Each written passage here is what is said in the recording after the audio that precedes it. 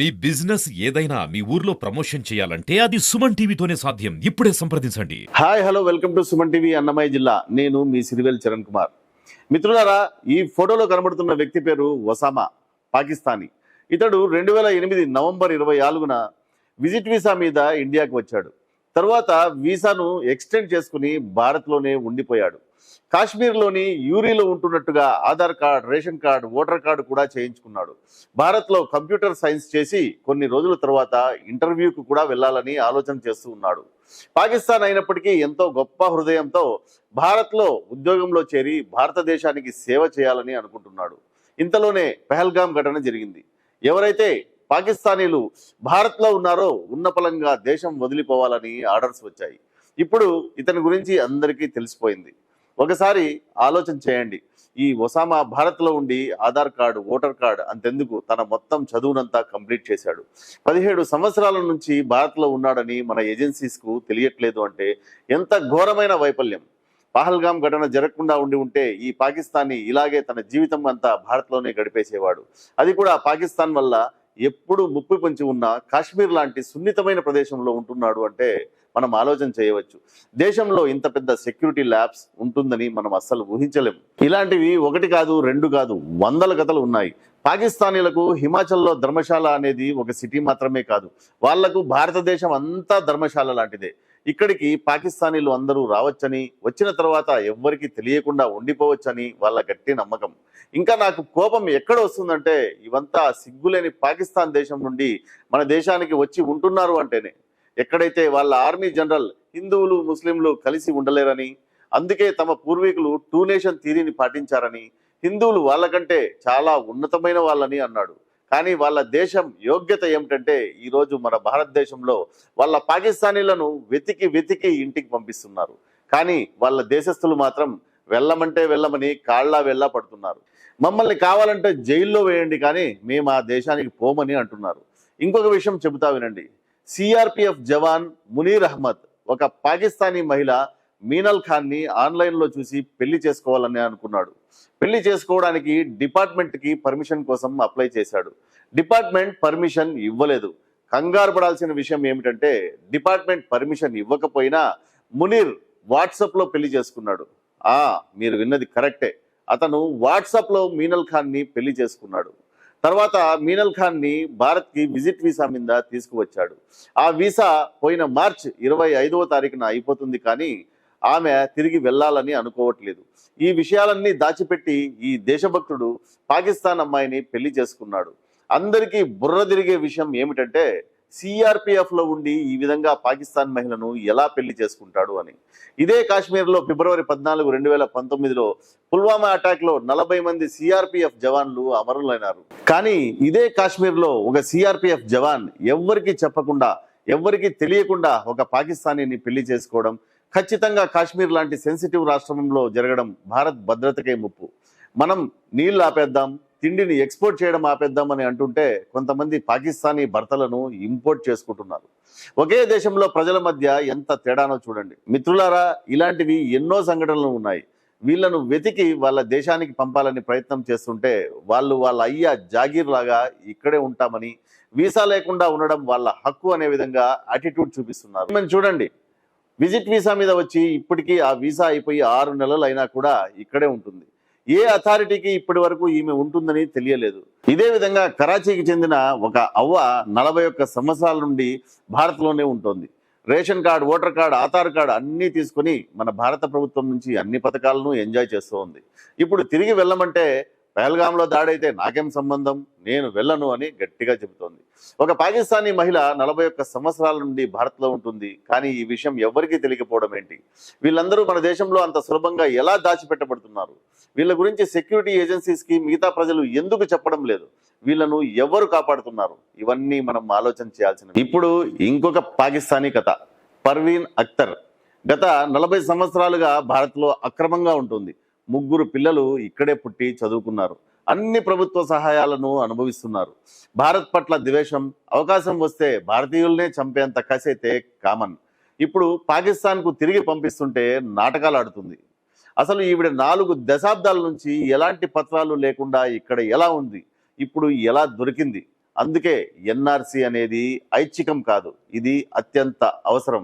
లేకుంటే మనందరం పోతాం. ప్రతి ఊళ్ళో కనీసం 10 మంది అయినా పాకిస్తాన్ బ్యాచ్ మనకు దొరుకుతారు. మనం మన దేశాన్ని ఏ విధంగా తయారు చేసి పెట్టుకున్నామో ఇప్పుడు ఇంకొక కేసు గురించి మీరు వింటే మీ అందరికీ ఆశ్చర్యం వేస్తుంది.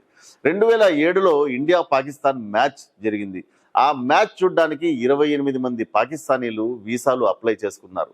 ఇందులో 18 మంది ఆచూకీ ఇప్పటికీ తెలియలేదు. కానీ ఈ 18 సంవత్సరాలు వీళ్ళందరూ ఎక్కడ ఉన్నారు? ఇన్ని రోజులు ఏం చేస్తున్నారు? వీళ్ళు తిరిగి వెళ్ళారా లేదా? ఒకవేళ వెళ్ళకపోతే ఎందుకు వెళ్ళలేదు అని ఆలోచన చేసేవాడు మన దగ్గర ఎవరూ లేరు.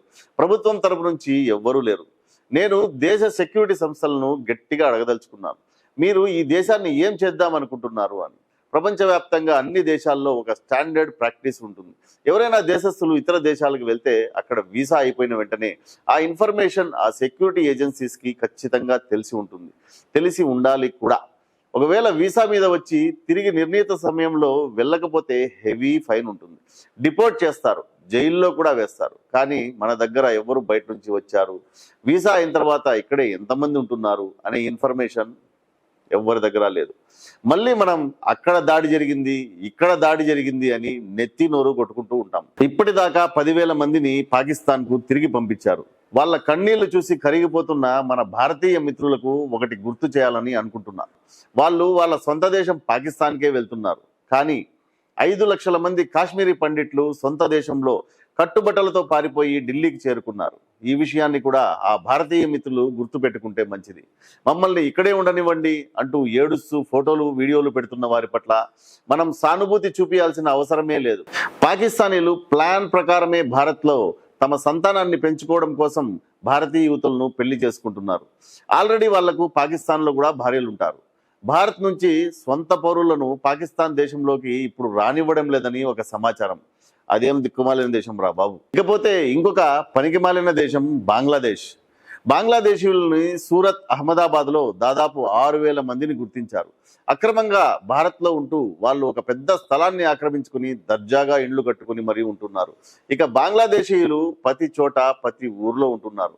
ఇక్కడ చక్కగా వ్యాపారాలు చేసుకుంటున్నారు. లేడీస్ టైలరింగ్లోకి చొరబడ్డారు. ఉగ్రవాదులు కాశ్మీర్లో ఇల్లు కట్టుకున్నట్టే వీళ్ళు కూడా ఇక్కడ ఇల్లు కట్టుకుని ఉంటున్నారు. ఎయిమ్స్ లాంటి మెడికల్ సంస్థలలో భారతీయులు చిన్న కంటి చికిత్స కోసం, ఎంఆర్ఐ స్కానింగ్ల కోసం నెలల తరబడి వేచి ఉండాలి. కానీ ఈ పాకిస్తానీ, బంగ్లాదేశీయులకు అట్లాంటి అవసరమే లేదు. వాళ్లకు వారం దినాలలో చికిత్స చేసేస్తారు. మీరు ఏ ఎయిమ్స్కి వెళ్ళినా 70% పేషెంట్లు వాళ్ళే ఉంటారు. కొద్దిగా ట్రీట్మెంట్ లేట్ అయితే కనుక రచ్చరచ్చ చేసేస్తారు. ఆఫ్రికన్ జిహాదీలు స్కాలర్షిప్లతో ఉచితంగా ఇక్కడ చదువుకుంటున్నారు. మనం కట్టే పన్నులతో ఈ జిహాదీలు ఎన్నో ప్రయోజనాలను పొందుతున్నారు. పాకిస్తాన్పై దాడి చేయడం కంటే ముందు ఈ లోకల్ జిహాదీలను లోనేయాలి. నిజం చెప్పాలంటే క్లీన్ చేయాలి. మనం ఇన్ని సంవత్సరాల నుండి దాదాపు 2 లక్షల మంది బంగ్లాదేశీయులు భారత్లో ఉంటున్నారు అని అనుకుంటున్నాం. కానీ భారత్ ఎంతమందిని డిపోర్ట్ చేసింది అనేది ప్రశ్న. ఎంతమంది ఇక్కడ అక్రమంగా ఉంటున్నారు అనే డేటాను మెయింటైన్ చేస్తున్నామా లేదా అనేదే ప్రశ్న. మనం సిఏఏ, ఎన్ఆర్సి గురించి ఇన్ని మాటలు మాట్లాడుతున్నాం. కానీ వీళ్ళు ఎంతో సులభంగా Aadhaar card, voter card, ration card సంపాదించి ఇక్కడే ఉంటుంటే మన సెక్యూరిటీ ఏజెంట్స్ వీళ్ళను గుర్తించి బయటకు పంపే పని ఎందుకు చేయట్లేదు అనేది ప్రశ్న. ఇవన్నీ ఒక ఎత్తు అయితే ఇంకా భయంకరమైన నిజాలను అశ్విని ఉపాధ్యాయ గారు చెప్పారు. అదేమిటంటే దాదాపు 5 లక్షల మంది భారత్ ముస్లిం మహిళలు పాకిస్తానీలను పెళ్లి చేసుకున్నారని. ఈ 5 లక్షల మంది మహిళలకు యావరేజ్గా 5 మంది పిల్లలు ఉన్నారు. అంటే దాదాపు 25 లక్షల మంది పిల్లలకు పాకిస్తానీలు తండ్రులు. ఇది ఎంత ప్రమాదకరమో. ఈ విధంగా భారత్ మహిళల దగ్గరికి పాకిస్తానీ భర్త వచ్చిపోతుంటే, వచ్చి ఇక్కడే ఉండిపోతే దేశ భద్రతకు ఎంత ముప్పు ఆలోచన చేయండి. మామూలుగా సెక్యూరిటీ ఏజెంట్స్ ఎంతో కష్టపడి శత్రు దేశాల్లో ఉంటూ అవసరమైతే అక్కడ మహిళల్ని పెళ్లి చేసుకుని అక్కడే ఉంటున్నట్టుగా నటిస్తూ ఆ దేశ రహస్యాలను భారత్కి చేరవేసేదానికి ప్రయత్నం చేస్తూ ఉంటారు. కానీ పాకిస్తానీ ఒకడు భారత్కి వచ్చి పెళ్లి చేసుకుని ఇక్కడే ఉండిపోవాలనుకుంటే అస్సలు కష్టపడాల్సిన అవసరమే లేదు. ఎవరు పాకిస్తాన్ నుంచి వస్తున్నారు, ఎవరు ఎవరిని పెళ్లి చేసుకుంటున్నారు, ఎవరు ఇక్కడే ఉంటున్నారు, ఎవరు తిరిగి వెళ్తున్నారు అనే వివరాలు మన సెక్యూరిటీ ఏజెంట్స్ దగ్గర లేకపోతే ఎలా? ఈ వివరాలు మన దగ్గర లేకపోతే మనం పెద్ద ప్రమాదంలో ఉన్నట్టే అని అశ్విని ఉపాధ్యాయ గారు చెప్తున్నారు. జిహాదీ పాకిస్తాన్ జనరల్ మునీర్ భారత్లో ముస్లింలు సంతోషంగా లేరని, ముస్లింలు హిందువులతో ఉండలేరని అన్నాడు. కానీ నిజం ఏమిటంటే మీ దేశంలోని ముస్లింలు మా భారతదేశాన్ని వదలడానికి ఇష్టపడడం లేదు. 26 సంవత్సరాల యువకుడు నేను పాకిస్తాన్ పోయి ఏం చేయాలి, అక్కడ ఏముంది చేయడానికి అని అంటున్నాడు. నా పిల్లలకు ఉర్దూ నేర్పించడం నాకు ఇష్టం లేదు, మంచి చదువు నేర్పించడానికే నేను భారత్ వచ్చాను అని ఒక మహిళ అంటోంది. పాకిస్తాన్కు తిరిగి వెళ్ళమంటే కొంతమంది మమ్మల్ని జైల్లో వేయండి కానీ పాకిస్తాన్కు తిరిగి వెళ్ళము అని అంటున్నారు. నాకు తెలిసి మనం బార్డర్ గనక ఓపెన్ చేస్తే మొత్తం పాకిస్తాన్ అంతా వచ్చి మన భారత్లోనే ఉండాలని అనుకుంటారు. బీసీసీఐ ఒక్క సిగ్నల్ ఇస్తే మొత్తం పాకిస్తాన్ క్రికెట్ టీం రిజైన్ చేసి ఐపీఎల్ ఆడడానికి క్యూ కడతారు. ఒక సిగ్నల్ ఇస్తే మీ ఫిలిం ఇండస్ట్రీ మా సినిమాల్లో, మా వెబ్ సిరీస్లో పనిచేయడానికి పరిగెత్తుకుంటూ వస్తారు. ఇది మీ పూర్వీకులు ముస్లింల కోసం ఏర్పాటు చేసిన పాకిస్తాన్ దేశం యోగ్యత. కానీ మీరు ఎప్పుడు అర్థం చేసుకుంటారు ఏ దేశం కూడా మతం మీద ఆధారపడి నడవదని, దేశం ఎప్పుడు మనుషులతో నడుస్తుందని, ఆ మనుషులు చేసే వ్యాపారాలతో నడుస్తుందని, ఆ వ్యాపారాన్ని చదువుకున్న వాళ్ళు నడిపిస్తారని, ఆ చదువుకున్న వాళ్ళు కాలేజీలు యూనివర్సిటీల నుండి వస్తారని. కానీ మీ ధ్యానం ఎప్పుడు జిహాద్ మీదనే. మీరు హిందువులను ద్వేషిస్తూ మద్రసాలను దాటి ముందుకు రాలేకపోతే మీకు ఇంతకంటే ఘోరమైన గతే పడుతుంది. సౌదీలో అడుక్కు తింటూ పాకిస్తాన్ వాళ్ళు కొంతమంది దొరికిపోతున్నారు. అందుకే మీ వాళ్ళు బ్రిటన్లో గ్రూమింగ్ గ్యాంగ్ తయారు చేసి పట్టుబడుతున్నారు. అమెరికా నుండి యూరోప్ వరకు మీ వాళ్ళు ఆత్మాహుతి బాంబులు పేలుస్తూ తిరుగుతున్నారు. అంతో ఇంతో చదువుకున్న వాళ్ళు మాత్రం పాకిస్తాన్ను భారత్ ఆకుపై చేసుకొని స్వాధీనం చేసుకోవాలని ఓపెన్గా చెబుతున్నారు. అప్పుడైనా దేశం బాగుంటుందని వాళ్ళ ఆశ. ముఖ్యంగా మోడీజీ లాంటి నాయకుడిని వాళ్ళు కోరుకుంటున్నారు. మీరు సమయాన్ని వృధా చేసుకోకుండా మిమ్మల్ని మీరు కాపాడుకోండి అని కూడా నేను చెప్పలేను. ఎందుకంటే మీ టైం అయిపోయింది. మీ 2 దేశాల థీరీని మేము ఎప్పుడో 3 దేశాల థీరీగా మార్చేశాం. చూస్తూ ఉండండి, మీ దగ్గర ఒక్క పంజాబ్ మాత్రమే మిగులుతుంది. కొన్ని రోజుల తర్వాత అది కూడా ఉండదు. నమ్మకం లేకపోతే కొన్ని రోజులు మాత్రమే వెయిట్ చేయండి. అప్పటి వరకు ఈ వీడియోను సేవ్ చేసుకోండి.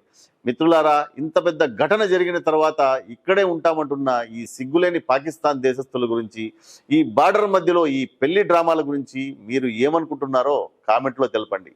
జై హింద్.